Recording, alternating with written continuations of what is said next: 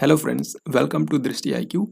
आज की वीडियो के अंदर हम लोग वीकली करंट अफेयर्स को आगे बढ़ाते हुए अप्रैल महीने के दूसरे सप्ताह की सबसे महत्वपूर्ण करंट अफेयर्स को देखने वाले हैं। तो अप्रैल के सेकेंड वीक के अंदर कई सारे महत्वपूर्ण क्वेश्चंस बने हैं जो कि आपकी आगामी प्रतियोगी परीक्षाओं के अंदर पूछे जा सकते हैं। तो ये वीडियो काफ़ी महत्वपूर्ण होगा क्योंकि इसी एक वीडियो के अंदर हम लोग पूरे एक हफ्ते में करंट अफेयर्स के जितने भी इंपॉर्टेंट क्वेश्चंस बने हैं सभी को यहाँ पर हम लोग डिटेल में कवर करेंगे। तो बिल्कुल आपको ध्यान से और अंत तक इस वीडियो को देखना है। चलिए शुरू करते हैं।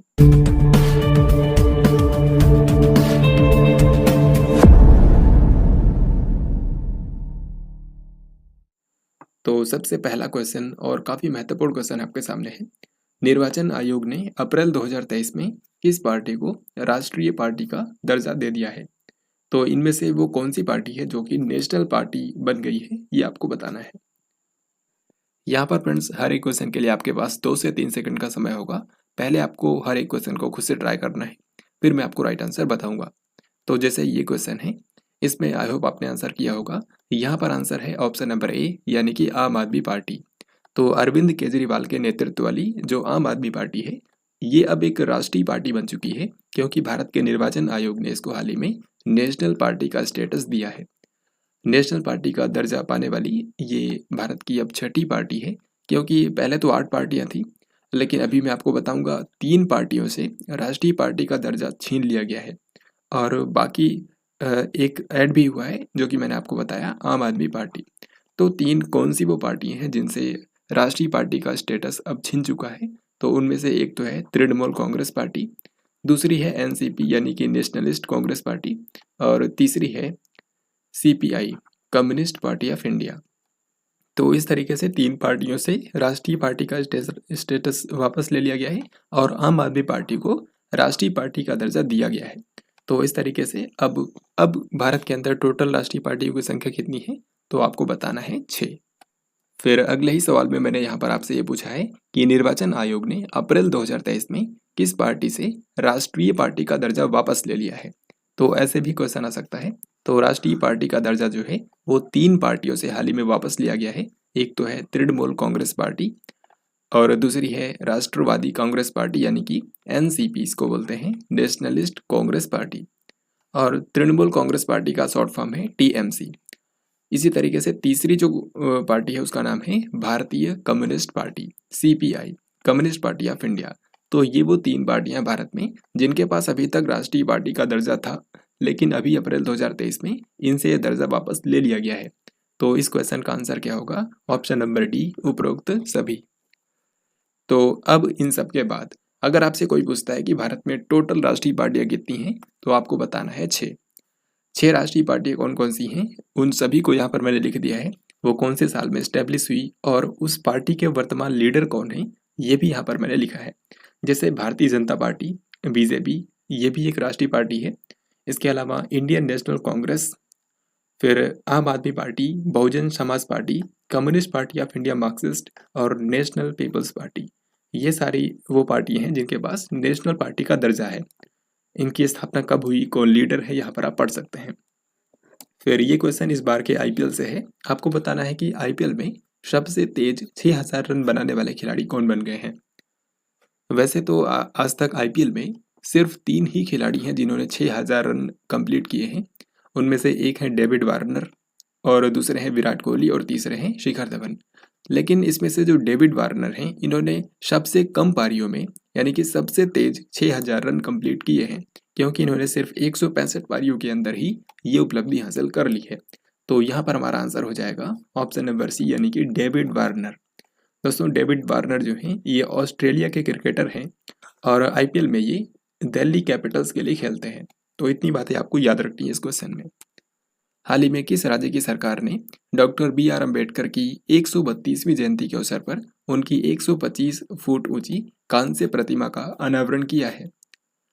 तो सबसे पहले आपको बता दूं, डॉक्टर भीमराव अम्बेडकर जो कि भारतीय संविधान के जनक कहे जाते हैं, इनकी जो जयंती होती है वो हर साल मनाई जाती है 14 अप्रैल को, और इस बार के 14 अप्रैल को इनकी 132वीं जयंती मनाई गई। और इस उपलक्ष्य में तेलंगाना के जो मुख्यमंत्री हैं के चंद्रशेखर राव, उन्होंने राज्य की राजधानी यानी कि हैदराबाद के अंदर 125 फुट की इनकी एक स्टैचू का अनावरण किया है। और ये जो स्टैचू है ये पूरे दुनिया की डॉक्टर भीमराव अंबेडकर की सबसे ऊंची स्टैचू है। तो इसकी ऊंचाई 125 फुट है और ये तेलंगाना की राजधानी हैदराबाद में जो हुसैन सागर लेक है उसी के अंदर बनाई गई है। यहाँ पर आपको एक चीज़ और याद रखनी है कि तेलंगाना के जो मुख्यमंत्री हैं के चंद्रशेखर राव, उन्होंने इस अवसर पर डॉक्टर भीमराव अंबेडकर के नाम पर एक पुरस्कार भी शुरू किया है, जिसमें 3 करोड़ रुपए की पुरस्कार राशि दी जाएगी। और ये जो पुरस्कार होगा ये ऐसे लोगों को दिया जाएगा जो कि दलितों के कल्याण के लिए काम करते हैं। तो ये सारी बातें आपको याद रखनी है। अब हम आगे देखते हैं। ये क्वेश्चन भी डॉक्टर भीमराव अंबेडकर जी के बारे में ही है। तो यहाँ पर आपको बताना है कि बाबा साहेब अंबेडकर यात्रा भारत गौरव पर्यटक ट्रेन किस शहर से रवाना की गई है। तो डॉक्टर भीमराव अंबेडकर से रिलेटेड जो जगहें हैं उन स्थानों की यात्रा कराने के लिए एक विशेष ट्रेन शुरू की गई है, जिसका नाम है बाबा साहेब अंबेडकर यात्रा टूरिस्ट ट्रेन। तो ये ट्रेन कहाँ से रवाना की गई है, इसको नई दिल्ली से शुरू किया गया है। नई दिल्ली के अंदर जो हजरत निजामुद्दीन रेलवे स्टेशन है वहाँ से इसको रवाना किया गया। भारत के जो सामाजिक न्याय और अधिकारिता मंत्री हैं वीरेंद्र कुमार, डॉक्टर वीरेंद्र कुमार, और भारत के जो संस्कृति मंत्री हैं जी किशन रेड्डी, दोनों लोगों ने संयुक्त रूप से इसका उद्घाटन किया है। 8 अप्रैल 2023 को जम्मू कश्मीर के उपराज्यपाल मनोज सिन्हा ने किस जिले के अंदर ट्यूलिप उद्यान का उद्घाटन किया है।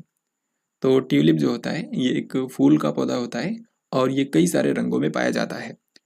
तो हाल ही में जम्मू कश्मीर के रामबन जिले के अंदर एक ट्यूलिप उद्यान का उद्घाटन किया गया है। यहाँ पर आप इसको देख सकते हैं। जम्मू कश्मीर के जो उपराज्यपाल हैं मनोज सिन्हा, इन्होंने इस उद्यान का उद्घाटन किया है। तो ये कहाँ पर बनाया गया है, रामबन जिले में। सो हमारा आंसर होगा ऑप्शन नंबर ए। यहाँ पर आपको एक और महत्वपूर्ण बात बता दूं कि कुछ समय पहले पूरे एशिया का सबसे बड़ा ट्यूलिप गार्डन का उद्घाटन किया गया था भारत में ही। और वो कहाँ पर है, वो बनाया गया है जम्मू एंड कश्मीर के श्रीनगर में। जम्मू कश्मीर की जो समर कैपिटल है श्रीनगर, वहाँ पर पूरे एशिया का ही सबसे बड़ा ट्यूलिप गार्डन बनाया गया है, जिसका कुछ समय पहले उद्घाटन किया गया था। 9 अप्रैल 2023 को किरेन रिजिजू ने किस विश्वविद्यालय में संविधान के डोगरी संस्करण का पहला संस्करण जारी किया है। तो ये क्वेश्चन भी काफ़ी महत्वपूर्ण है, क्योंकि जो भारत का संविधान है उसको हाल ही में डोगरी भाषा में ट्रांसलेट करके पहली बार लॉन्च किया गया है। जो भारत का संविधान है उसके डोगरी संस्करण का फर्स्ट एडिशन हाल ही में लॉन्च हुआ है। जो डोगरी भाषा है ये जम्मू एंड कश्मीर की ऑफिशियल लैंग्वेज है और इसको भारत की जो संविधान की 8वीं अनुसूची है उसके अंदर भी शामिल किया गया है। तो संविधान के डोगरी संस्करण का जो पहला संस्करण लॉन्च हुआ है वो जम्मू विश्वविद्यालय के अंदर लॉन्च किया गया। आप यहाँ पर देख सकते हैं भारत के जो विधि और न्याय मंत्री हैं किरण रिजिजू, उन्होंने हाल ही में इसको लॉन्च किया है। यहाँ पर आपको ये भी बता दूं कि ये जो संविधान का डोगरी संस्करण लॉन्च किया गया है इसको भारत के कानून विभाग ने और जम्मू यूनिवर्सिटी ने मिल करके तैयार किया है। भारत और किस देश की वायुसेना के बीच 10 से लेकर के 21 अप्रैल तक कोप इंडिया 23 अभ्यास जो है वो आयोजित किया गया। तो कोप इंडिया नाम का जो अभ्यास होता है ये भारत और अमेरिका के बीच में आयोजित किया गया है। भारत और अमेरिका की वायुसेना ने इस अभ्यास के अंदर हिस्सा लिया है। ये जो अभ्यास है ये इस बार भारत के अंदर ही हुआ है। तो भारत में ये कहाँ पर हुआ, भारत के अंदर ये 3 जगहों पर आयोजित किया गया है। एक तो पानागढ़, दूसरा है कलाई कुंडा और तीसरी जगह है आगरा। तो 3 जगहों पर यह हुआ है। पानागढ़ और कलाई कुंडा जो है ये दोनों जगह हैं पश्चिम बंगाल के अंदर, वेस्ट बंगाल में, और आगरा है यूपी के अंदर। तो इन 3 जगहों पर कोप इंडिया 23 जो अभ्यास है वो भारत और अमेरिका की वायुसेना के बीच हाल ही में आयोजित किया गया है। गृह मंत्री अमित शाह ने किस राज्य के सीमावर्ती गांव कीबीथू में 10 अप्रैल को वाइब्रेंट विलेज कार्यक्रम की शुरुआत की। वाइब्रेंट विलेज प्रोग्राम जो है ये भारत की उत्तरी सीमा पर जो बसे हुए गांव हैं उनका विकास करने के लिए शुरू किया गया है। वाइब्रेंट विलेज प्रोग्राम जो है ये अभी जो भारत के गृह मंत्री अमित शाह हैं वो अरुणाचल प्रदेश की यात्रा पर गए हुए थे और वहाँ पर एक बॉर्डर विलेज है कीबीथू नाम से। और ये जो कीबीथू नाम का गांव है ये पड़ता है अरुणाचल प्रदेश के अंजोव जिले में। अरुणाचल प्रदेश के अंजोव जिले के अंदर कीबीथू नाम का एक गांव है जो कि बॉर्डर में पड़ता है।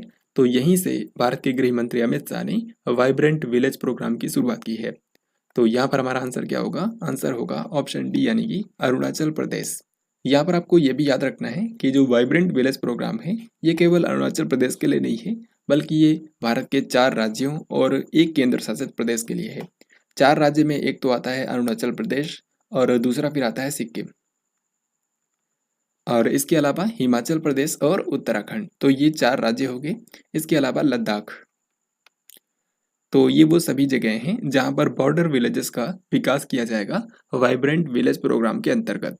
इस प्रोग्राम के अंतर्गत टोटल 4800 करोड़ रुपए खर्च किए जाएंगे।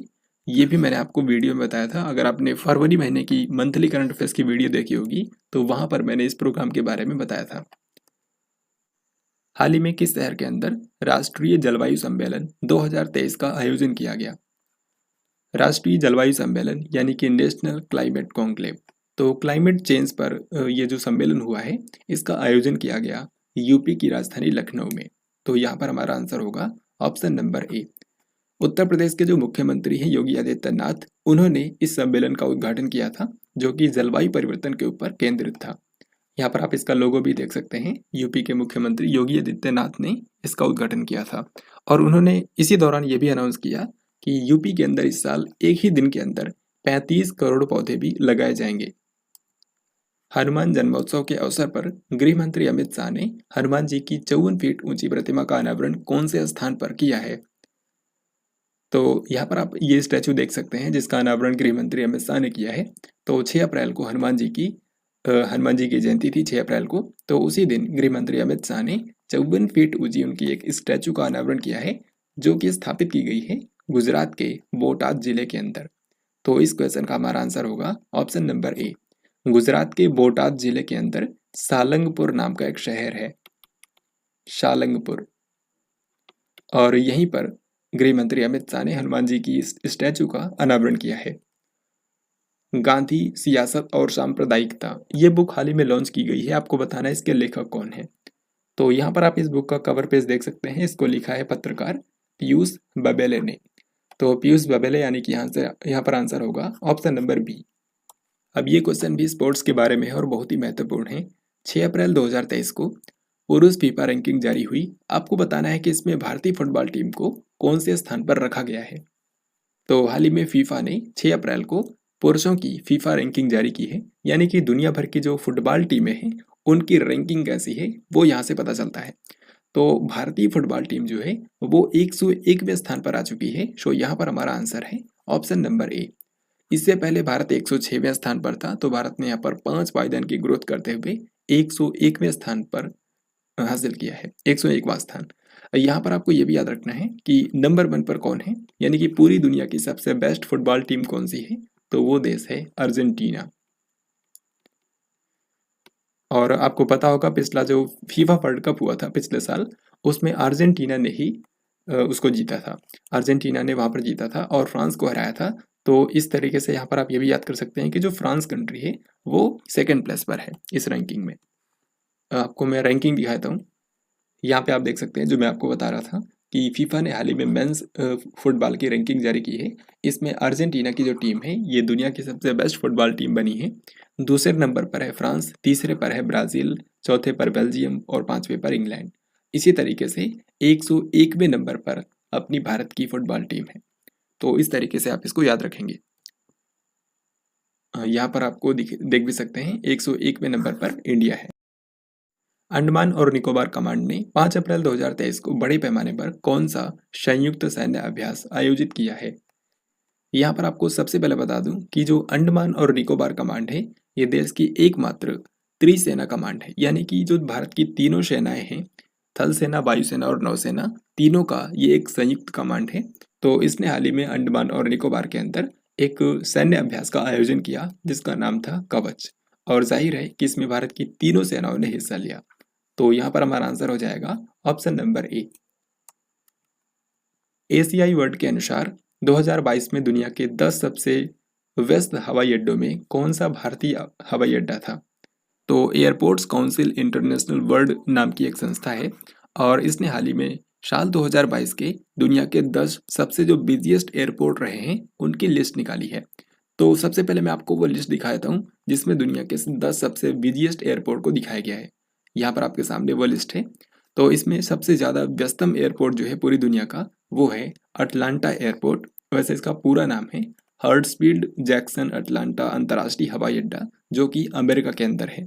तो ये पूरी दुनिया का सबसे व्यस्त हवाई अड्डा रहा साल 2022 में। फिर इसी तरीके से आप दूसरे भी देख सकते हैं, लेकिन यहाँ पर भारत का आपको याद रखना है। भारत का एकमात्र एयरपोर्ट जो इसमें शामिल हुआ है टॉप 10 के अंदर, उसका नाम है इंदिरा गांधी अंतर्राष्ट्रीय हवाई अड्डा। यहाँ पर आप 90 नंबर पर देख सकते हैं। तो भारत का जो इंदिरा गांधी अंतर्राष्ट्रीय हवाई अड्डा है, ये बिजिएस्ट एयरपोर्ट्स में 90वें स्थान पर आता है। ये भी आपको याद रखना है। तो पिछले क्वेश्चन का आंसर क्या होगा? यहाँ पर आंसर हो जाएगा ऑप्शन ए, यानी कि दिल्ली हवाई अड्डे को इसमें शामिल किया गया है। ई खरीद के कार्यान्वयन में पूर्वोत्तर राज्यों में सर्वश्रेष्ठ प्रदर्शन करने वाले राज्य के रूप में किसे सम्मानित किया गया है? तो भारत के जो 8 पूर्वोत्तर राज्य हैं, उनमें से वो राज्य जिसने इलेक्ट्रॉनिक माध्यम से खरीद को बढ़ावा देने के लिए सर्वश्रेष्ठ प्रदर्शन किया है, वो राज्य है त्रिपुरा। तो यहाँ पर हमारा आंसर हो जाएगा ऑप्शन नंबर ए। त्रिपुरा राज्य की सरकार को ये सम्मान दिया गया है। निम्न में से किस भारतीय अमेरिकी चिकित्सक को young urologist of the year award से सम्मानित किया गया है? तो एक भारतीय अमेरिकी चिकित्सक और प्रोफेसर हैं डॉक्टर नित्या अब्राहम। इनको हाल ही में young urologist of the year award से सम्मानित किया गया है। 6 अप्रैल 2023 को ईरान और सऊदी अरब के विदेश मंत्रियों ने 7 वर्षों में अपनी पहली आधिकारिक बैठक किस शहर में की है? तो ईरान और सऊदी अरब के जो विदेश मंत्री हैं, वो हाल ही में 7 सालों के बाद पहली बार उन्होंने अपनी आधिकारिक बैठक की है। और ये बैठक ना तो सऊदी अरब में हुई, ना ही ईरान में। ये बैठक हुई है चीन की राजधानी बीजिंग में। तो यहाँ पर हमारा आंसर होगा ऑप्शन नंबर ए। तो चीन की राजधानी बीजिंग में ईरान और सऊदी अरब के जो विदेश मंत्री हैं, उन्होंने हाल ही में पहली बार आधिकारिक बैठक की है पिछले 7 सालों में। यहाँ पर आपको बता दूं कि 7 साल पहले जो सऊदी अरब है, उसने ईरान से अपने संबंध तोड़ दिए थे, लेकिन अब फिर से इन्होंने अपने संबंध को शुरू करने के लिए विदेश मंत्रियों की हाल ही में पहली बार बैठक हुई है। 6 अप्रैल 2023 को भारतीय नौसेना ने किस स्थान पर अपतटीय सुरक्षा अभ्यास प्रस्थान का आयोजन किया है? तो प्रस्थान नाम का जो अपतटीय सुरक्षा अभ्यास होता है, ये भारतीय नौसेना के द्वारा हर 6 महीने में आयोजित किया जाता है। हाल ही में ये मुंबई तट पर आयोजित किया गया है। सो करेक्ट आंसर होगा ऑप्शन बी। किस भारतीय ने ऑरलियंस मास्टर्स 2023 बैडमिंटन टूर्नामेंट के पुरुष एकल का खिताब जीत लिया है? तो ऑरलियंस मास्टर्स 2023 जो है, ये एक बैडमिंटन का टूर्नामेंट था और इसको जीता है। इसमें जो पुरुष एकल का इवेंट हुआ, उसको एक भारतीय खिलाड़ी ने जीता है और इनका नाम है प्रियांशु राजावत। प्रियांशु राजावत, इन्होंने डेनमार्क के खिलाड़ी को हराया था। हालांकि उनका नाम महत्वपूर्ण नहीं है, तो बस आपको इतना याद रखना है, प्रियांशु राजावत ने इस टूर्नामेंट को जीता है, ऑरलियंस मास्टर्स 2023। हाल ही में किस कंपनी ने वैक्सीन उद्योग उत्कृष्टता पुरस्कार 2023 में सर्वश्रेष्ठ उत्पादन और प्रक्रिया विकास पुरस्कार जीता है?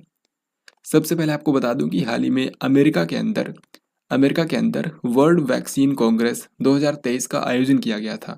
वर्ल्ड वैक्सीन कांग्रेस 2023 जो है, वो अमेरिका के अंदर हुआ और यहाँ पर वैक्सीन उद्योग उत्कृष्टता पुरस्कार दिए गए। ये जो पुरस्कार होता है, ये ऐसे संस्थानों को दिया जाता है जिन्होंने वैक्सीन इंडस्ट्री में उत्कृष्ट योगदान दिया हो। तो साल 2023 के अंदर इन्हीं में से एक कैटेगरी के अंदर एक भारतीय संस्था को पुरस्कार दिया गया है और ये कैटेगरी है best product and process development. तो इस कैटेगरी में जिस भारतीय संस्था को मिला है, उसका नाम है भारत बायोटेक। भारत बायोटेक जो है, ये हैदराबाद में बेस्ड एक कंपनी है। आपको पता होगा कोविड-19 से निपटने के लिए भारत बायोटेक ने ही कोवैक्सीन जो नाम की वैक्सीन थी, उसको बनाया था। इसके अलावा इसी ने नाक के सहारे दी जाने वाली जो वैक्सीन बनाई थी, इनकोवैक, उसको भी इसी ने बनाया था। तो ये सारी बातें आपको याद रखनी है। भारत बायोटेक को ये सम्मान दिया गया है। राज्य ऊर्जा दक्षता सूचकांक 2021-22 में सर्वश्रेष्ठ प्रदर्शन करने वाला जो राज्य है, वो कौन सा रहा है? राज्य ऊर्जा दक्षता सूचकांक जो है, ये बताता है कि एनर्जी को कौन सा राज्य जो है, वो कितने एफिशिएंट तरीके से यूज कर रहा है। तो स्टेट एनर्जी इफिशियंसी इंडेक्स जो है, वो हाल ही में जारी किया गया था भारत के ऊर्जा मंत्री आर.के. सिंह के द्वारा और इसमें सबसे बेस्ट परफॉर्मेंस रही है कर्नाटक राज्य की। तो सही उत्तर होगा ऑप्शन नंबर ए। यहाँ पर आप देख सकते हैं, इसमें 100 में से स्कोर दिया जाता है हर एक राज्य को। तो सबसे ज़्यादा 82.5 स्कोर है कर्नाटक राज्य का और इस तरीके से इसने टॉप किया है। हालांकि यहाँ पर ग्रुपिंग की गई है, जैसे कि जिन राज्यों का स्कोर 60 से ज़्यादा है उनको फ्रंट रनर बोला गया है। ऐसे ही आप दूसरे भी देख सकते हैं। ये जो मैंने यहाँ पर राज्य लिखे हैं, ये सभी के सभी फ्रंट रनर स्टेट हैं जिनका स्कोर जो है वो 60 से ज़्यादा है। इनमें शामिल है कर्नाटक, आंध्र प्रदेश, तेलंगाना, केरल और राजस्थान। लेकिन इनमें भी सबसे ज़्यादा अच्छा प्रदर्शन रहा है कर्नाटक का। निम्न में से कौन से देश की प्रथम उप विदेश मंत्री एमीन झापरोवा 9 से लेकर के 12 अप्रैल तक 4 दिवसीय भारत यात्रा पर थी? तो एमीन झापरोवा जो है ये यूक्रेन कंट्री की पहली उप विदेश मंत्री है। यूक्रेन की पहली उप विदेश मंत्री हैं एमीन झापरोवा, और ये हाल ही में 4 दिनों के लिए भारत की यात्रा पर आई थी। तो हमारा आंसर होगा ऑप्शन नंबर ए। यूक्रेन के जो राष्ट्रपति हैं उनका नाम है वोलोदिमीर जेलेंस्की। यूक्रेन, जैसा कि आप जानते हैं, यूरोप महाद्वीप का एक देश है और आज के समय ये रूस के साथ वार में शामिल है। जब रूस और यूक्रेन का युद्ध शुरू हुआ था तो यूक्रेन में जो भारत के छात्र फंस गए थे उनको बाहर निकालने के लिए जो ऑपरेशन चलाया गया था उसका नाम हाल ही में एक एग्जाम के अंदर पूछा गया था। तो वो कौन सा था? वो ऑपरेशन का नाम था ऑपरेशन गंगा। तो ये बातें आपको याद रखनी है कि ये यूक्रेन कंट्री के अंदर भारत सरकार के द्वारा चलाया गया था। इसी तरीके से हाल ही में भारत सरकार ने एक और ऑपरेशन चलाया था। जब तुर्की के अंदर भूकंप आया था तो वहां पर राहत और बचाव कार्य करने के लिए ऑपरेशन दोस्त शुरू किया गया था। ऑपरेशन दोस्त अगर आपसे पूछा जाए कहां पर चलाया गया तो आपको बताना है तुर्की के अंदर। देन इसके बाद और आगे बढ़ते हैं। भारतीय विशिष्ट पहचान प्राधिकरण यानी कि UIDAI ने टचलेस बायोमेट्रिक कैप्चर सिस्टम विकसित करने के लिए किसके साथ में साझेदारी की है? तो भारतीय विशिष्ट पहचान प्राधिकरण यानी कि unique identification authority of India, ये भारत में आधार कार्ड्स को मैनेज करता है। तो UIDAI ने हाल ही में IIT बॉम्बे के साथ में एक साझेदारी की है, जिसके जरिए IIT बॉम्बे और जो UIDAI है ये दोनों मिलकर के रिसर्च करेंगे ताकि भारत में टचलेस बायोमेट्रिक कैप्चर सिस्टम को डेवलप किया जा सके। ये जो touchless biometric capture system develop किया जाएगा, इसके आप नाम से ही समझ सकते हैं कि ये फेस रिकॉग्निशन तकनीक की तरह होगा, यानी कि इसमें हाथों को आपको बायोमेट्रिक पर टच नहीं करना पड़ेगा, दूर से ही आपकी उंगलियों के जो प्रिंट्स हैं वो कैप्चर कर लिए जाएंगे। तो इस तरीके का touchless biometric capture system develop करने के लिए IIT बॉम्बे और UIDAI ने साझेदारी की है। निम्न में से किस भारतीय अमेरिकी गणितज्ञ को सांख्यिकी में 2023 का अंतर्राष्ट्रीय पुरस्कार दिया जाएगा? तो स्टैटिस्टिक्स यानी कि सांख्यिकी के क्षेत्र में उत्कृष्ट योगदान के लिए एक भारतीय अमेरिकी गणितज्ञ हैं जिनका नाम है CR राव। इनको 2023 के अंदर सांख्यिकी का अंतर्राष्ट्रीय पुरस्कार दिया जाएगा। यहाँ पर आप इनकी पिक्चर देख सकते हैं। ये एक मशहूर सांख्यिकीविद हैं और भारतीय अमेरिकी गणितज्ञ हैं। निम्न में से किस राज्य के मुख्य निर्वाचन कार्यालय ने स्वीप नामक मतदाता जागरूकता अभियान शुरू किया है? तो इसका आंसर वैसे आप गेस भी कर सकते हैं, क्योंकि आने वाले समय में कर्नाटक राज्य के अंदर चुनाव होने वाले हैं। 11 मई 2023 को यहाँ पर मतदान होगा। तो लोगों को जागरूक करने के लिए मतदान के बारे में ये अभियान शुरू किया गया है। तो आपसे पूछा जाएगा कि स्वीप नाम का मतदाता जागरूकता अभियान किसने शुरू किया है, तो आपको बताना होगा कर्नाटक। हाल ही में भारत के केंद्रीय मंत्री नितिन गडकरी ने जम्मू कश्मीर के किस जिले में पीड़ा कुनफर सुरंग का उद्घाटन किया है? तो पीड़ा कुनफर सुरंग जो है ये बनाई गई है रामबन जिले के अंदर। जम्मू कश्मीर के रामबन जिले में बनाई गई है पीड़ा कुनफर टनल, जिसका हाल ही में उद्घाटन किया है भारत के सड़क परिवहन और राजमार्ग मंत्री नितिन गडकरी ने। ये जो टनल है ये एक रोड टनल है और इसको national highways authority of India ने बनाया है। अगर आपसे इसकी लंबाई पूछी जाए तो इस टनल की टोटल लंबाई है 924 मीटर। वैसे जो रामबन जिला है, रामबन जिले के बारे में एक और चीज़ मैंने आपको इसी वीडियो के अंदर बताया था कि रामबन जिले के अंदर एक ट्यूलिप गार्डन बनाया गया है, जिसका उद्घाटन यहाँ के जो उपराज्यपाल हैं मनोज सिन्हा, उन्होंने किया है। तो दोनों बातें आपको याद रखनी है। प्रधानमंत्री नरेंद्र मोदी ने 12 अप्रैल 2023 को किस राज्य की पहली वंदे भारत एक्सप्रेस ट्रेन को हरी झंडी दिखा करके रवाना किया है? यानी कि यहाँ पर आपके इस क्वेश्चन में आपको बताना है कि इनमें से कौन से राज्य के अंदर पहली बार वंदे भारत एक्सप्रेस ट्रेन को शुरू किया गया है? तो इस क्वेश्चन का आंसर होगा ऑप्शन बी, यानी कि राजस्थान। राजस्थान राज्य के अंदर अभी तक कोई भी वंदे भारत ट्रेन नहीं चलती थी। हाल ही में पहली यहाँ की रवाना हुई है, जो कि चलती है अजमेर से लेकर के। ये राजस्थान के अजमेर से शुरू होती है और ये जाती है दिल्ली कैंट तक। तो ये बात आपको याद रखनी है। वैसे ये राजस्थान की तो पहली है, लेकिन पूरे भारत की ये 14वीं वंदे भारत एक्सप्रेस ट्रेन है। 13 अप्रैल 2023 को किन दो देशों ने आधिकारिक तौर पर अपने राजनयिक संबंधों को फिर से शुरू कर दिया है? तो इन दोनों देशों के बीच में विवाद था, लेकिन अब इन दोनों कंट्रीज ने अपने राजनयिक संबंधों को फिर से शुरू कर दिया है। ये दो देश हैं बहरीन और कतर। बहरीन और कतर दोनों ही कंट्रीज जो हैं वो अरब देश हैं और ये मध्य एशिया के अंदर स्थित हैं। तो यहाँ पर हमारा आंसर होगा ऑप्शन नंबर डी। बहरीन की राजधानी है मनामा और कतर की राजधानी है दोहा। और दोहा के अंदर ही 2022 के एंड में फीफा वर्ल्ड कप यानी कि फुटबॉल का जो विश्व कप होता है वो आयोजित किया गया था। देश की पहली अंडर वाटर मेट्रो का ट्रायल रन किस शहर के अंदर सफलतापूर्वक संचालित किया गया? So this is very very important question, क्योंकि भारत में पहली बार अंडर वाटर मेट्रो बनाई गई है, यानी कि पानी के नीचे से मेट्रो ट्रेन चलेगी और जिस शहर के अंदर चलने वाली है वो होगा कोलकाता। क्योंकि हाल ही में अभी इसका ट्रायल रन जो है वो सक्सेसफुली कंप्लीट किया गया। भारत के जो रेलवे मंत्री हैं अश्विनी वैष्णव, उन्होंने एक वीडियो के जरिए इसकी जानकारी दी। तो देश की पहली अंडर वाटर मेट्रो जो है वो कोलकाता शहर के अंदर बनाई गई है। कोलकाता शहर के अंदर ये जो ट्रेन है ये हुगली नदी के नीचे से होकर के गुजरेगी। तो ये भी बात आपको याद रखनी है, हुगली नदी के नीचे एक सुरंग बनाई गई है जिससे होकर के ये ट्रेन जाएगी। और ये जो टनल है इसकी टोटल लंबाई है 520 मीटर। तो इतनी बातें आपको याद रखनी है। अभी इसका ट्रायल होगा लगभग 6 से 7 महीनों तक, उसके बाद ही इसको आम जनता के लिए शुरू किया जाएगा। 1 जून 2023 से टाटा कंसल्टेंसी सर्विसेज यानी कि TCS के नए CEO के रूप में कौन पदभार संभालेगा? तो टाटा कंसल्टेंसी सर्विसेज यानी कि जो TCS है उसके वर्तमान समय में CEO हैं राजेश गोपीनाथन, लेकिन इनके बाद 1 जून 2023 से इसके नए CEO बन जाएंगे के कृतिवासन। के कृतिवासन, यहाँ पर आप इनको देख सकते हैं। सो यहाँ पर हमारा आंसर होगा ऑप्शन नंबर ए। तो जिस भी तरीके से क्वेश्चन पूछा जाए उसी हिसाब से आपको आंसर करना है। मार्च 2023 के लिए ICC men's player of the month का अवार्ड किसने जीता है? तो ये क्वेश्चन भी काफ़ी महत्वपूर्ण है। ICC जो इंटरनेशनल क्रिकेट काउंसिल है वो हर महीने जो दुनिया के सबसे बेस्ट क्रिकेटर होते हैं जिनका उस महीने में सबसे बेहतरीन प्रदर्शन होता है उनको सम्मानित किया जाता है player of the month award से। तो ये पुरस्कार जो है पुरुषों और महिलाओं दोनों में दिया जाता है, दोनों कैटेगरी में। पुरुषों में जो विजेता बने हैं मार्च 2023 के लिए उनका नाम है शाकिब अल हसन।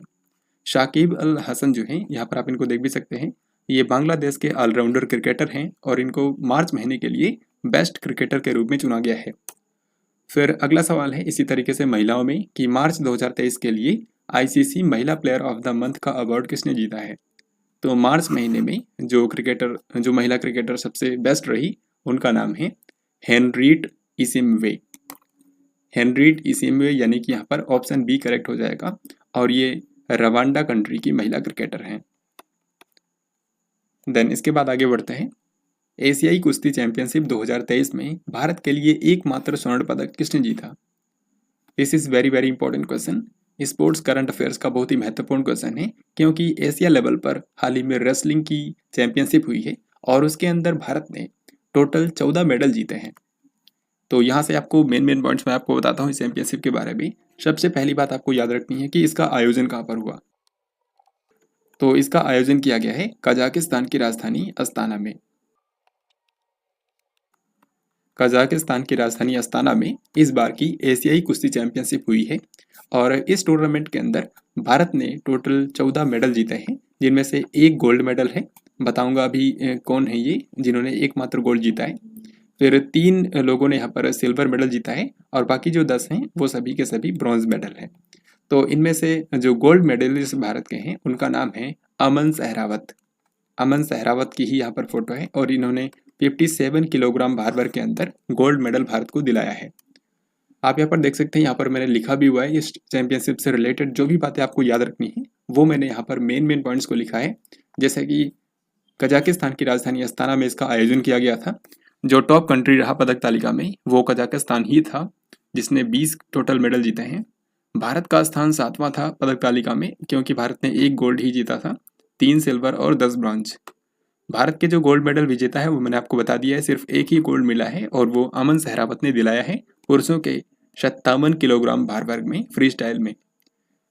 रजत पदक विजेताओं के नाम भी यहाँ पर आप देख सकते हैं, क्योंकि 3 ही खिलाड़ियों ने जीता है, तो बहुत ही आसानी से आप इनको याद कर सकते हैं। रुपिन गहलावत, अंतिम पंघाल और निशा दहिया ने। इस तरीके से जब भी कोई इंपॉर्टेंट स्पोर्ट टूर्नामेंट होता है तो मैं आपको उससे रिलेटेड सारे इंपॉर्टेंट जो पॉइंट्स हैं वो एक ही जगह पर बताता हूँ, ताकि आप उनको बहुत ही आसानी से याद कर पाएं। और कई बार एग्जाम में जो क्वेश्चन होता है वो काफ़ी मुश्किल बना दिया जाता है, मैच द फॉलोइंग करके क्वेश्चन आ जाते हैं, तो उनको भी आप आसानी से हैंडल कर पाएंगे अगर आप जस्ट ये जो वीकली करंट अफेयर्स हैं ये आसानी से पढ़ते हैं, क्योंकि यहाँ पर मैं आपको हर एक क्वेश्चन के बारे में डिटेल में बताता हूँ। हालांकि इस तरह से वीडियोस बनाने में काफ़ी ज़्यादा समय जाता है और एफर्ट जाता है, लेकिन इससे आपकी तरफ की जो मेहनत है वो काफ़ी ज़्यादा कम हो जाती है, क्योंकि सारी चीज़ें आपको एक ही जगह पर मैं प्रोवाइड करता हूँ। तो अगर आपको ये वीडियोस पसंद आती हैं तो इन वीडियोस को लाइक और शेयर ज़रूर करें। साथ ही आपको कमेंट बॉक्स में हर एक वीडियो के अंदर बताना है कि आपको वीडियो कैसा लगा, तो इससे काफ़ी ज़्यादा मोटिवेशन मिलता है और अच्छा भी लगता है। तो अब हम लोग आगे बढ़ते हैं। 14 अप्रैल 2023 को निम्न में से किसने पशु महामारी तैयारी पहल यानी कि APPI का शुभारंभ किया है?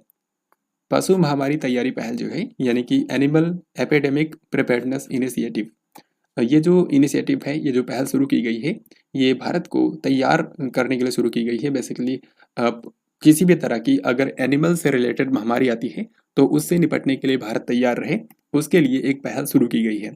तो इसका नाम है एनिमल एपिडेमिक प्रिपेयर्डनेस इनिशिएटिव और इसको शुरू किया है पुरुषोत्तम रूपाला ने, जो कि भारत के केंद्रीय मत्स्य पालन, पशुपालन और डेयरी मंत्री हैं। प्रत्येक वर्ष विश्व होम्योपैथी दिवस किस दिन मनाया जाता है? तो चिकित्सा के क्षेत्र में होम्योपैथी का जो योगदान है उसके बारे में जागरूकता बढ़ाने के लिए ये दिवस मनाया जाता है और ये होता है हर साल 10 अप्रैल को। सो यहाँ पर आंसर हो जाएगा ऑप्शन नंबर सी। होम्योपैथी की शुरुआत जर्मनी के अंदर हुई थी। जर्मनी के एक विद्वान थे जिनका नाम था डॉक्टर सैमुअल हानेमैन, और उन्होंने ही होम्योपैथी की शुरुआत की थी। तो उन्हीं की जयंती के रूप में ये वर्ल्ड होम्योपैथी डे जो है वो मनाया जाता है। इसी के साथ मैं आपको दिखाता हूँ कि सेकेंड वीक के अंदर अप्रैल में कौन कौन से महत्वपूर्ण दिवस मनाए गए हैं। 10 अप्रैल को विश्व होम्योपैथी दिवस मनाया गया, जिसकी थीम थी होमियो परिवार, सर्वजन स्वास्थ्य is one health one family. फिर 11 अप्रैल को मनाया गया है राष्ट्रीय सुरक्षित मातृत्व दिवस, नेशनल सेफ मदरहुड डे, ये भारत के अंदर मनाया जाता है। 11 अप्रैल को मनाया जाता है विश्व पार्किंसंस दिवस। पार्किंसंस एक बीमारी होती है तो इसकी रोकथाम के लिए दिवस होता है। 12 अप्रैल को मनाया जाता है अंतर्राष्ट्रीय मानव अंतरिक्ष उड़ान दिवस। 13 अप्रैल को मनाया जाता है सियाचिन दिवस और 14 अप्रैल को होता है विश्व चगास रोग दिवस। तो ये सारी चीज़ें आपको याद रखनी है। इस वीक के ये इंपॉर्टेंट डेज एंड थीम्स हैं। अब आगे देखते हैं। अब इस हफ्ते के अंदर कई सारी इंपॉर्टेंट विजिट्स हुई हैं, जैसा कि भारत के जो विदेश मंत्री डॉक्टर एस जयशंकर हैं वो 2 अफ्रीकी देशों की यात्रा पर गए थे और यहाँ पर कई सारी इंपॉर्टेंट चीज़ें हैं जो कि आपको याद रखनी है। इसी तरीके से पीएम नरेंद्र मोदी ने हाल ही में भारत के अलग अलग राज्यों का दौरा किया, तो उनसे रिलेटेड जो क्वेश्चंस बनते हैं वो मैं आपको अब एक एक करके बताऊंगा। तो सबसे पहले विदेश मंत्री डॉक्टर एस जयशंकर ने 10 से लेकर के 15 अप्रैल तक युगांडा और मोजाम्बिक की आधिकारिक यात्रा की है, तो उसके बारे में देखते हैं। विदेश मंत्री डॉक्टर एस जयशंकर ने 10 से लेकर के 12 अप्रैल तक युगांडा का दौरा किया। सबसे पहले वो युगांडा गए, जो कि एक अफ्रीकी देश है, और यहाँ पर इन्होंने युगांडा का जो जिंजा शहर है वहाँ पे राष्ट्रीय फॉरेंसिक विज्ञान विश्वविद्यालय यानी कि नेशनल फॉरेंसिक साइंस यूनिवर्सिटी के पहले विदेशी परिसर का उद्घाटन किया। जैसा कि आप जानते हैं कि जो भारत में राष्ट्रीय फॉरेंसिक विज्ञान विश्वविद्यालय है ये बनाया गया था गुजरात के अहमदाबाद में। गुजरात के अहमदाबाद के अंदर स्थित है राष्ट्रीय फॉरेंसिक विज्ञान विश्वविद्यालय। तो इसका जो पहला विदेशी परिसर बनाया गया है वो बनाया गया है युगांडा के जिंजा शहर के अंदर, तो काफ़ी ज़्यादा महत्वपूर्ण है। यहाँ पर आपको ये भी याद रखना है कि जिंजा शहर के अंदर ही राष्ट्रीय फॉरेंसिक विज्ञान विश्वविद्यालय का अस्थायी परिसर बनाने के लिए भी समझौता हुआ है। यहाँ पर इसका अस्थायी परिसर बनाया जाएगा और उसके लिए भारत सरकार और युगांडा सरकार के बीच में समझौता ज्ञापन पर भी हस्ताक्षर किए गए हैं। इसके अलावा विदेश मंत्री डॉक्टर एस जयशंकर ने युगांडा से ही एक परियोजना का शुभारंभ किया है, जो कि उत्तर प्रदेश के वाराणसी में जो तुलसी घाट है उसके जीर्णोद्धार की परियोजना है। यानी कि उत्तर प्रदेश के वाराणसी में जो तुलसी घाट है उसका जीर्णोद्धार किया जाएगा और इसके लिए जो फंडिंग है वो युगांडा के भारतीय समुदाय के द्वारा दी जाएगी। यानी कि युगांडा में रहने वाले जो भारतीय लोग हैं उनके द्वारा, भारतीय कम्युनिटी के द्वारा इस तुलसी घाट के जीर्णोद्धार परियोजना का खर्च उठाया जाएगा। तो ये भी आपको याद रखना है। ये था युगांडा विजिट के बारे में। अब देखते हैं मोजाम्बिक की यात्रा में क्या हुआ। मोजाम्बिक की यात्रा पर गए हुए थे विदेश मंत्री डॉक्टर एस जयशंकर 13 से 15 अप्रैल तक। ये 2010 के बाद भारत के किसी भी विदेश मंत्री की मोजाम्बिक की पहली यात्रा थी।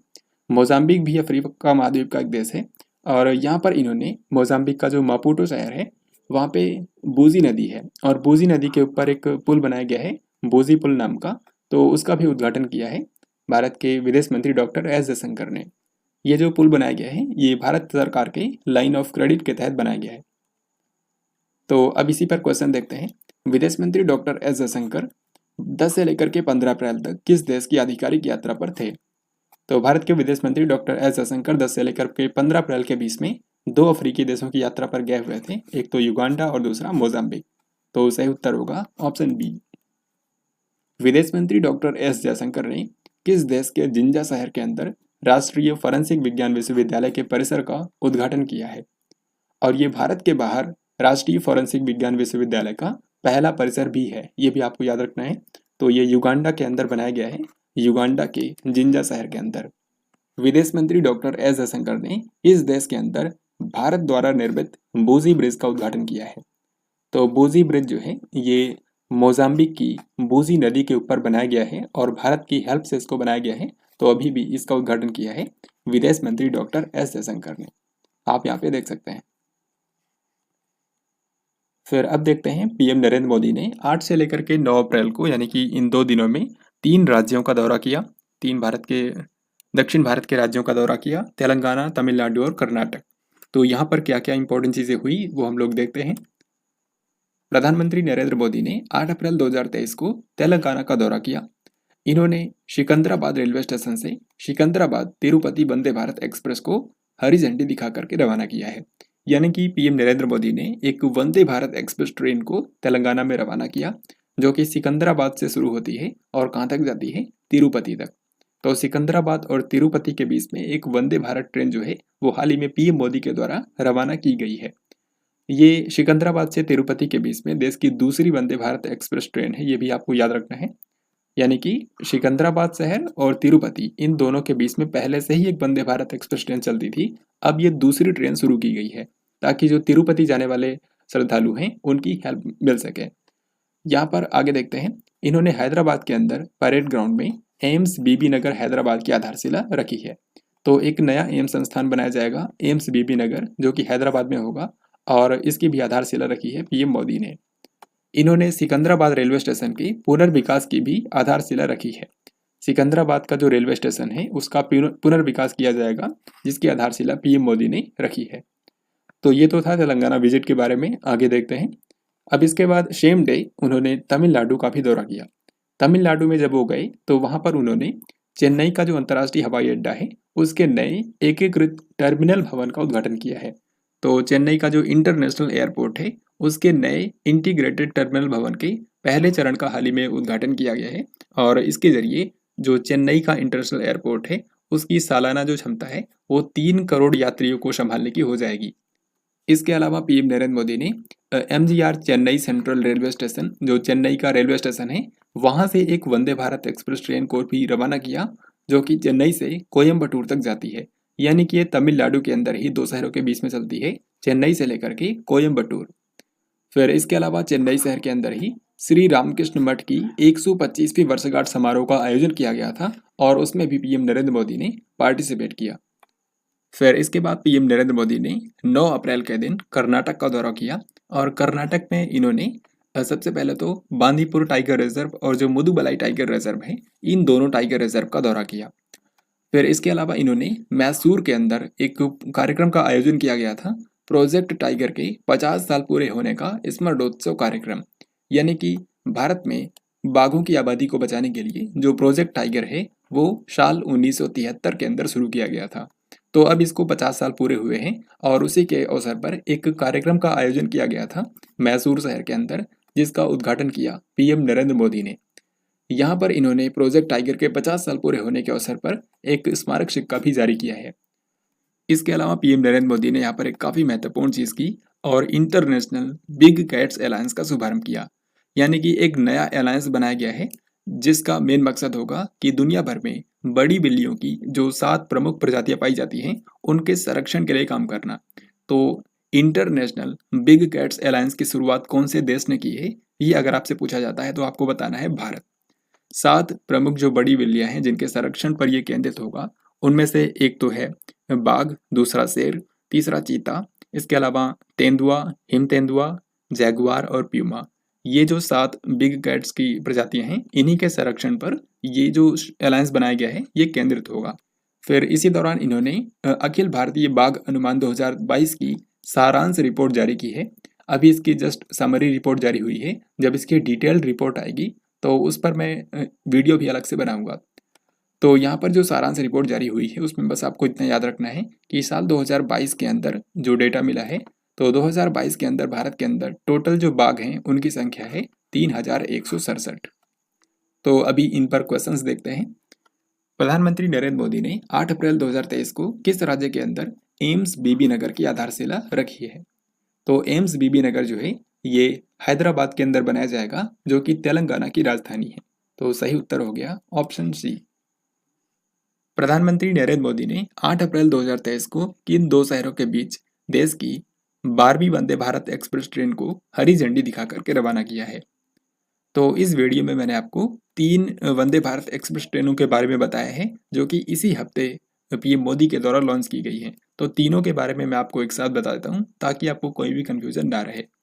तो सबसे पहले 12वीं जो वंदे भारत एक्सप्रेस ट्रेन है उसको पीएम मोदी ने रवाना किया, जो कि सिकंदराबाद से लेकर के तिरुपति तक जाती है। फिर इसके बाद जो 13वीं वंदे भारत एक्सप्रेस है वो चलती है चेन्नई से लेकर के कोयम्बटूर के बीच में, चेन्नई से कोयम्बटूर के बीच में। और जो 14वीं वंदे भारत एक्सप्रेस है वो चलती है अजमेर से लेकर के दिल्ली कैंट के बीच में, जो कि मैंने आपको बताया था राजस्थान की पहली वंदे भारत एक्सप्रेस है। तो अजमेर से लेकर ये दिल्ली कैंट तक जाती है। तो यहाँ पर पूछा गया है कि 12वीं वंदे भारत एक्सप्रेस जो है वो कहाँ तक चलती है, तो सिकंदराबाद से लेकर के तिरुपति के बीच में। पीएम नरेंद्र मोदी ने 8 अप्रैल 2023 को किन 2 शहरों के बीच में देश की 13वीं वंदे भारत एक्सप्रेस ट्रेन को रवाना किया? तो 13वीं वंदे भारत एक्सप्रेस जो है वो चेन्नई से लेकर के कोयम्बटूर तक जाती है, यानी कि ये तमिलनाडु के अंदर शुरू की गई है। पीएम मोदी ने 8 अप्रैल को निम्न में से किस शहर के अंदर विवेकानंद हाउस में श्री रामकृष्ण मठ की 125वीं वर्षगांठ समारोह में हिस्सा लिया? तो इसका सही उत्तर होगा ऑप्शन ए, यानी कि चेन्नई। तमिलनाडु की राजधानी चेन्नई में श्री रामकृष्ण मठ की 125वीं वर्षगांठ समारोह का हाल ही में आयोजन किया गया था और इसमें भारत के प्रधानमंत्री नरेंद्र मोदी ने भी पार्टिसिपेट किया। पीएम नरेंद्र मोदी ने 8 अप्रैल 2023 को किस हवाई अड्डे पर नए एकीकृत टर्मिनल भवन के पहले चरण का उद्घाटन किया है? तो चेन्नई शहर का जो अंतर्राष्ट्रीय हवाई अड्डा है वहां के नए इंटीग्रेटेड टर्मिनल भवन का उद्घाटन पीएम मोदी ने किया है। तो हमारा आंसर हो जाएगा ऑप्शन नंबर ए। 9 अप्रैल 2023 को प्रोजेक्ट टाइगर के 50 साल पूरे होने के स्मरणोत्सव कार्यक्रम का उद्घाटन किसने किया था? तो सबसे पहली चीज तो यहाँ पर आपको ये बतानी है कि प्रोजेक्ट टाइगर कब शुरू हुआ था। प्रोजेक्ट टाइगर की शुरुआत हुई थी साल 1973 के अंदर। देश में बाघों की आबादी को बचाने के लिए इसको शुरू किया गया था और अभी 50 साल इसको पूरे हुए हैं। तो इसका जो स्मरणोत्सव कार्यक्रम है वो आयोजित किया गया था मैसूर में। ये काफ़ी ज़्यादा महत्वपूर्ण है, ये चीज़ आपसे एग्जाम में पूछ सकते हैं। कर्नाटक के मैसूर में इसका समारोह का आयोजन किया गया था और उसका उद्घाटन किया था पीएम नरेंद्र मोदी ने। सो हमारा आंसर होगा ऑप्शन नंबर ए। यहाँ पर इन्होंने एक स्मारक सिक्का भी जारी किया। 9 अप्रैल 2023 को इंटरनेशनल बिग कैट्स अलायंस का शुभारंभ किस देश ने किया है? This is very very important. तो भारत देश ने इंटरनेशनल बिग कैट्स अलायंस का शुभारंभ किया है, क्योंकि अभी मैंने आपको बताया मैसूर में जो कार्यक्रम हुआ था उसी दौरान भारत के प्रधानमंत्री नरेंद्र मोदी ने एक नए अलायंस की शुरुआत की है जिसका नाम है इंटरनेशनल बिग कैट्स अलायंस। और इसका मेन काम क्या है कि जो 7 प्रमुख बड़ी बिल्लियां हैं उनके संरक्षण के लिए काम करना। यहाँ पे आप देख भी सकते हैं ये जो अलायंस बनाया गया है ये जिन 7 बड़ी बिल्लियों के संरक्षण के ऊपर केंद्रित होगा उनके नाम है जैगुआर, फिर प्यूमा, लेपर्ड, लायन, टाइगर, चीता और स्नो लेपर्ड। एक बात यहाँ पर आपको और बता दूं कि पीएम नरेंद्र मोदी ने इस चीज़ के बारे में सबसे पहले बात किया था 2019 के अंदर। 2019 में भारत के प्रधानमंत्री नरेंद्र मोदी ने इस तरह के अलायंस को शुरू करने की योजना बनाई थी और अभी इसको लॉन्च किया गया है। प्रधानमंत्री नरेंद्र मोदी की घोषणा के अनुसार 2022 में भारत के अंदर कुल कितने बाघ हैं? तो 2022 के अंदर भारत के अंदर बाघों की संख्या बढ़कर हो गई है 3167। तो सही उत्तर होगा ऑप्शन नंबर ए। ये हाल ही में जो स्टेटस ऑफ टाइगर्स 2020 की समरी रिपोर्ट आई है उसमें ये डेटा पता चला है। इससे पहले भारत में बाघों की गणना पर 2018 के अंदर रिपोर्ट आई थी और उसके अनुसार भारत में कुल बाघों की संख्या 2967 थी और अभी हो चुकी है 3167। फिर इसके बाद प्रधानमंत्री नरेंद्र मोदी ने 14 अप्रैल के दिन असम राज्य का दौरा किया। अब यहाँ पर क्या क्या चीजें हुई वो हम लोग देखते हैं। तो पीएम नरेंद्र मोदी ने असम दौरे के दौरान एम्स गुवाहाटी का उद्घाटन किया है। दोस्तों, एम्स जो संस्थान है गुवाहाटी के अंदर जो बनाया गया है, ये पूरे पूर्वोत्तर भारत का पहला एम्स संस्थान है जो कि गुवाहाटी शहर के अंदर बनाया गया है। तो इसका उद्घाटन किया पीएम नरेंद्र मोदी ने। इसके अलावा पीएम मोदी ने असम के अंदर 3 मेडिकल कॉलेजों का भी उद्घाटन किया है जो कि हैं नलबाड़ी, नागांव और कोकराझार के अंदर। फिर इसके अलावा पीएम मोदी ने यहाँ पर Assam advanced health care innovation institute का शिलान्यास किया है और एक अभियान शुरू किया है आपके द्वार आयुष्मान। इसके अलावा असम के गुवाहाटी शहर के सरसजई स्टेडियम के अंदर एक कार्यक्रम का आयोजन किया गया था, बिहू कार्यक्रम था और यहाँ पर 11,000 से भी अधिक कलाकारों और बिहू नर्तकों ने एक साथ प्रस्तुति दी और इस तरीके से इसका जो नाम है वो Guinness book of world record में भी दर्ज किया गया है। तो यहाँ पर 11,000 से भी अधिक कलाकारों ने अपना प्रदर्शन किया। तो ये गुवाहाटी के अंदर आयोजित किया गया था और पीएम मोदी ने भी इस कार्यक्रम के अंदर हिस्सा लिया है। इस कार्यक्रम के दौरान ही पीएम मोदी ने डिब्रूगढ़ के नामरूप में 500 टीडीपी क्षमता वाले मेथनॉल संयंत्र का भी उद्घाटन किया है। तो ये सारी बातें आपको याद रखनी है असम दौरे के बारे में। इसी से रिलेटेड कुछ क्वेश्चंस देखते हैं, जैसे कि पीएम मोदी ने 14 अप्रैल 2023 को किस शहर के अंदर पूर्वोत्तर भारत का पहला एम्स राष्ट्र को समर्पित किया है। तो पूर्वोत्तर भारत का जो पहला एम्स संस्थान है वो मैंने आपको बताया असम के गुवाहाटी शहर में बनाया गया है, जिसका हाल ही में उद्घाटन पीएम नरेंद्र मोदी ने किया है। आपको बता दूं कि इसकी आधारशिला रखी गई थी साल 2017 में। 14 अप्रैल 2023 को दुनिया का सबसे बड़ा बिहू नृत्य प्रदर्शन कार्यक्रम किस शहर में आयोजित किया गया है। तो अभी मैंने आपको बताया कि असम के गुवाहाटी शहर के अंदर बिहू नृत्य प्रदर्शन कार्यक्रम का आयोजन किया गया था और इस इवेंट को Guinness book of world record में दर्ज किया गया क्योंकि यहाँ पर 11,000 से भी अधिक डांसर्स ने एक साथ परफॉर्म किया और इस इवेंट के अंदर प्रधानमंत्री नरेंद्र मोदी ने भी हिस्सा लिया था। जिस तरीके से मैंने आपको बताया पीएम नरेंद्र मोदी ने हाल ही में असम का दौरा किया है, उसी तरीके से भारत के जो राष्ट्रपति द्रौपदी मुर्मू हैं उन्होंने भी 6 से लेकर के 8 अप्रैल तक असम राज्य का दौरा किया। तो राष्ट्रपति द्रौपदी मुर्मू के दौरे में असम में क्या क्या हुआ वो हम लोग देखते हैं। राष्ट्रपति द्रौपदी मुर्मू ने काजीरंगा राष्ट्रीय उद्यान के अंदर गज उत्सव 2023 का उद्घाटन किया है। गज उत्सव 2023 जो है, जो हाथी प्रोजेक्ट शुरू किया गया था, तो उसके 30 साल पूरे होने के उपलक्ष्य में ये आयोजित किया गया था काजीरंगा राष्ट्रीय उद्यान के अंदर। तो इसका उद्घाटन किया है राष्ट्रपति द्रौपदी मुर्मू ने। यहाँ पे राष्ट्रपति द्रौपदी मुर्मू ने गुवाहाटी शहर के अंदर माउंट कंचनजंगा पर्वतारोहण अभियान 2023 को हरी झंडी दिखा करके रवाना किया। यानी कि माउंट कंचनजंगा पर जो पर्वतारोहण अभियान 2023 है उसको शुरू कर दिया गया है राष्ट्रपति के द्वारा। 7 अप्रैल 2023 को गुवाहाटी उच्च न्यायालय के 75 साल पूरे होने के अवसर पर एक समारोह के अंदर भी राष्ट्रपति द्रौपदी मुर्मू ने पार्टिसिपेट किया। गुवाहाटी हाईकोर्ट जो है वो 75 साल पहले बना था 1948 के अंदर, तो उसका जो अभी कार्यक्रम हुआ था उसके अंदर भी राष्ट्रपति ने हिस्सा लिया है।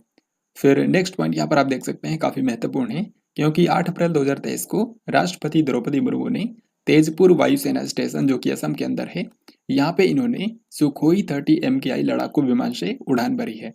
तो राष्ट्रपति द्रौपदी मुर्मू ने पहली बार सुखोई 30 MKI जो फाइटर एयरक्राफ्ट है उसमें उड़ान भरी असम के तेजपुर एयरबेस से। तो इससे रिलेटेड क्वेश्चंस देखते हैं। राष्ट्रपति द्रौपदी मुर्मू ने किस राष्ट्रीय उद्यान में गज उत्सव 2023 का उद्घाटन किया है। तो गज उत्सव 2023 जो है ये हाथी प्रोजेक्ट के 30 साल कंप्लीट होने के उपलक्ष्य पर आयोजित किया गया था असम के काजीरंगा राष्ट्रीय उद्यान में। तो यहाँ पर हमारा आंसर हो जाएगा ऑप्शन नंबर सी। जो काजीरंगा राष्ट्रीय उद्यान है असम का, ये 1 हॉर्न राइनो के लिए फेमस है। तो यहीं पर हाथी उत्सव का आयोजन किया गया था जिसका उद्घाटन राष्ट्रपति द्रौपदी मुर्मू ने किया। 8 अप्रैल 2023 को राष्ट्रपति द्रौपदी मुर्मू ने कौन से स्थान पर सुखोई 30 MKI लड़ाकू विमान पर अपनी पहली उड़ान भरी। तो इसका आंसर आप इजीली कर सकते हैं। असम के तेजपुर एयरबेस पर राष्ट्रपति द्रौपदी मुर्मू ने सुखोई 30 MKI विमान में उड़ान भरी? सो आंसर होगा ऑप्शन नंबर ए। तो फ्रेंड्स, ये था आज का लास्ट क्वेश्चन। आई होप आपने इस वीडियो को ध्यान से देखा होगा। अब इसी वीडियो पर आधारित आपसे मैं 2 क्वेश्चंस पूछूंगा जिनके आंसर आपको कमेंट बॉक्स में लिख करके बताने हैं। पहला क्वेश्चन ये है कि पीएम मोदी ने 14 अप्रैल को किस शहर में पूर्वोत्तर भारत का पहला एम्स राष्ट्र को समर्पित किया है? और दूसरा सवाल है कि एशियाई कुश्ती चैंपियनशिप 2023 के अंदर भारत के लिए एकमात्र स्वर्ण पदक किसने जीता है? तो ये वो 2 क्वेश्चन हैं जिनके आंसर आपको कमेंट बॉक्स में लिख करके बताने हैं। अगर आपने इस वीडियो को ध्यान से देखा होगा तो ये 2 क्वेश्चंस के इस वीडियो से हर एक क्वेश्चन का आंसर आप बहुत ही आसानी से कर पाएंगे। तो आई होप आपको आज का ये वीडियो पसंद आया होगा। इसमें हम लोगों ने अप्रैल महीने के दूसरे हफ्ते से करंट अफेयर्स के जितने भी इंपॉर्टेंट क्वेश्चन बन सकते थे उनको काफ़ी डिटेल में कवर किया है। तो किसी भी तरीके से क्वेश्चन आएगा तो आप उसका आंसर बहुत ही आसानी से और कॉन्फिडेंटली कर पाएंगे। तो आई होप आपको आज का ये वीडियो पसंद आया होगा। अगर आपको ये वीडियो पसंद आया है तो इस वीडियो को लाइक और शेयर ज़रूर करें। साथ ही कमेंट बॉक्स में लिख करके बताएं कि आपको ये वीडियो कैसा लगा। अगर आपका इस वीडियो से रिलेटेड कोई भी सवाल या सुझाव हो तो कमेंट बॉक्स में ये भी आप लिख सकते हैं। और इसी तरीके से चैनल के ऊपर काफ़ी सारे वीडियोस हैं जिसके ज़रिए आप करंट अफेयर्स को पूरी तरीके से तैयार कर सकते हैं। हम लोग जल्द ही मिलेंगे किसी अन्य वीडियो के अंदर। तब तक के लिए जय हिंद, वंदे मातरम।